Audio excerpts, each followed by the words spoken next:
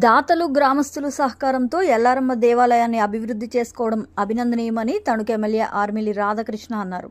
తణుకు మండలం మండపాక ఎల్లారమ్మ ఆలయంలో పిచ్చికల కోటేశ్వరరావు లక్ష్మీ దంపతులతో 2.50 లక్షలతో నిర్మించిన మండపాన్ని బల్సు కేశవస్వామి పార్వతీ దంపతుల పేరుతో ఎన్టీఆర్ సుజల స్రవంతిలో భాగంగా నిర్మించిన వాటర్ ప్లాంట్, విశ్రాంతి, ప్రసాదాల వితరణ హాల్ను ఎమ్మెల్యే రాధాకృష్ణ ప్రారంభించి మాట్లాడారు.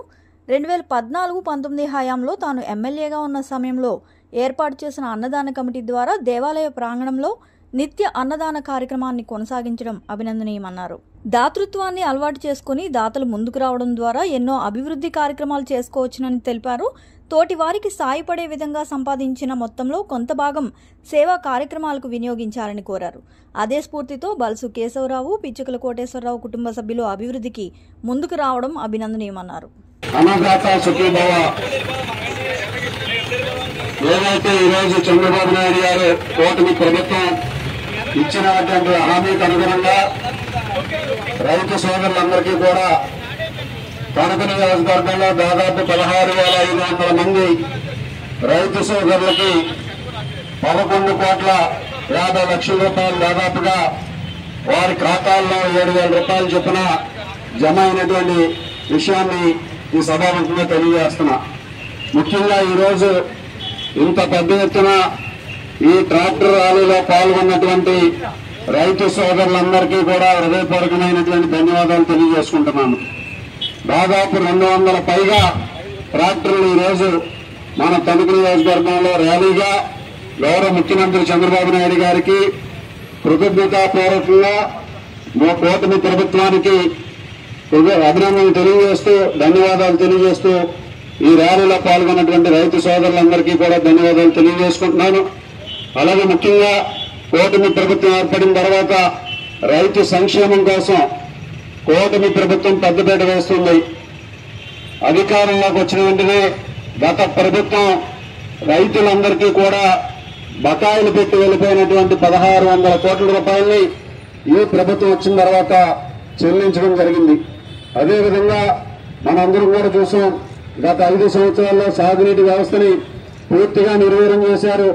ఆ సాగునీటి వ్యవస్థని కూడా ఈరోజు అన్ని విధాలుగానూ కూడా ఈరోజు ఒక క్రమ పద్ధతి గురించిన దాంట్లో భాగంగా రైతులందరికీ కూడా నీటి సంఘాలు ఎన్నికలు నిర్వహించి నీటి సంఘాలు నియమించుకోవడం జరిగింది.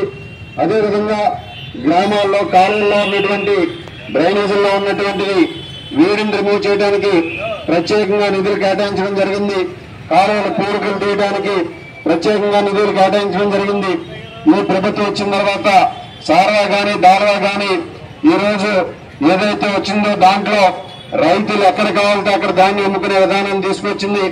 24 గంటల నుంచి 48 గంటల్లో ఈరోజు వారి ఖాతాల్లో జమ చేయడం జరిగింది.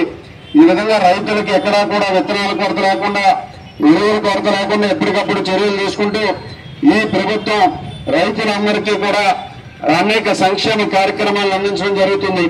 అదేవిధంగా గౌరవ ఉప ముఖ్యమంత్రి గారు పవన్ కళ్యాణ్ గారు గ్రామీణాభివృద్ధి శాఖ మంత్రులుగా ఈరోజు ఎన్ఆర్జీఎస్ నిధులతో రైతులకి ఎవరైతే సొంత పాడి పంటని పెంచి పోషించుకుంటారో అటువంటి వారి కోసం గోకులం షెడ్యూల్ కూడా పెద్ద ఎత్తున ఇవ్వడం జరిగింది. ఈరోజు గోకులం షెడ్యూల్ కూడా మన నియోజకవర్గంలో అన్ని గ్రామాల్లోనూ కూడా పెద్ద ఎత్తున అందించడం జరిగింది.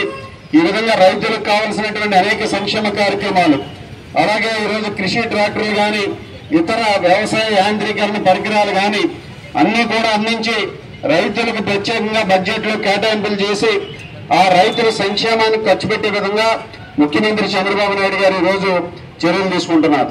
కూటమి ప్రభుత్వం వచ్చిన తర్వాత రైతుల సమస్యలు ఎక్కడున్నా దానికి అనుగుణంగా ఈరోజు ఒక ఫండ్ను ఏర్పరిచి ఎక్కడైనా గిట్టుబాటు ధర ఇబ్బంది ఉంటే ప్రభుత్వమే ఆ గ్యాప్ ని ఫిల్ చేసి కొనుగోలు చేసే విధంగా చర్యలు తీసుకుంటుంది. ఈ విధంగా రైతులకు సంబంధించి అనేక కార్యక్రమాలు అమలు చేస్తున్నటువంటి ప్రభుత్వం ఈరోజు కూటమి ప్రభుత్వాన్ని సందర్భంగా తెలియజేసుకుంటున్నా. ఈరోజు అన్నదాత సుఖీభావ పథకం ద్వారా 7,000 రూపాయలు రైతుల ఖాతాల్లోకి జమ అవటం, రాబోయే అక్టోబర్ నెలలో మరొక విడత, జనవరి నెలలో మరొక విడత 20,000 రూపాయలు కూడా రైతులకు అందించే విధంగా ప్రభుత్వం ముందుకు వెళ్తుందని ఈ సందర్భంగా తెలియజేసుకుంటున్నా. కౌలు రైతులు ఎవరైతే ఉన్నారో వారికి కూడా 10,000 రూపాయలు అక్టోబర్లో వారి ఖాతాల్లో జమ అవుతాయి. ఆ విధంగా గతంలో కౌలు రైతులకి రైతు భరోసా ఎగ్గొట్టినటువంటి నాయకుడు జగన్మోహన్ రెడ్డి రైతు భరోసా ఇవ్వకుండా మోసం చేశాడు. కౌలు రైతుల్లో అగ్రవర్ణాల రైతులు ఎవరైనా ఉంటే వారికి రైతు భరోసా ఎగ్గొట్టినటువంటి దుర్మార్గమైనటువంటి నాయకుడు వైఎస్ఆర్ కాంగ్రెస్ పార్టీ నాయకుడు. ఆ రోజు అన్ని విధాలుగాను కూడా రైతులు నిర్వీర్యం చేసింది. కనీసం రైతులకు చెల్లించాల్సినటువంటి మన బీమాను కూడా చెల్లించకుండా ఆ రోజు రైతులందరినీ కూడా ఇబ్బందులు పెట్టినటువంటి పరిస్థితి. రైతులు ఎక్కడ ధాన్యం అమ్ముకోవాలో తెలియనటువంటి పరిస్థితి. రైతులు గోనె సంచులు అడిగితే అవహారం చేసినటువంటి రోజులను కూడా మనందరం కూడా గుర్తుపెట్టుకోవాలి. ఇక్కడ ప్రజాప్రతినిధిగా ఉండి ఆ శాఖకు సంబంధించినటువంటి మంత్రిగా ఉండి అటువంటి వ్యక్తి కూడా రైతులను అవహేళన చేస్తూ ఎర్రపప్ప అని మాట్లాడి రైతులు ఏదైనా ధాన్యం డబ్బులు చెల్లించలేదని అడిగితే వారిని అన్ని విధాలుగాను కూడా అవమానపరిచే విధంగా మాట్లాడి ఆ రోజు రైతుల్ని ఆ విధంగా అవమానపరిచినటువంటి ప్రభుత్వం ఆ రోజు ఉన్నటువంటి ప్రభుత్వం. ఈ రోజు రైతుకు సంక్షేమం కోసం కట్టుబడి రైతుకు కావాల్సినటువంటి ఈ రాష్ట్రంలో ఎవరైతే దాదాపు 60% మంది రైతులు వ్యవసాయం మీద ఆధారపడి జీవిస్తున్నారో అటువంటి వారి కోసం ఈ ప్రభుత్వం పెద్ద ఎత్తున ఈ పథకాలను అమలు చేస్తూ రైతులందరికీ కూడా అన్ని విధాలుగాను ఈరోజు సంక్షేమ కార్యక్రమాలతో పాటుగా వారు పేదరికం లేని సమాజంలో రైతులు కూడా తలెత్తుకుని నిలిచే విధంగా రైతులకు సంబంధించినటువంటి అన్ని కార్యక్రమాలను కూడా ఒక చిత్తశుద్ధితో ఈ ప్రభుత్వం అమలు చేస్తుందని ఈ సందర్భంగా తెలియజేసుకుంటూ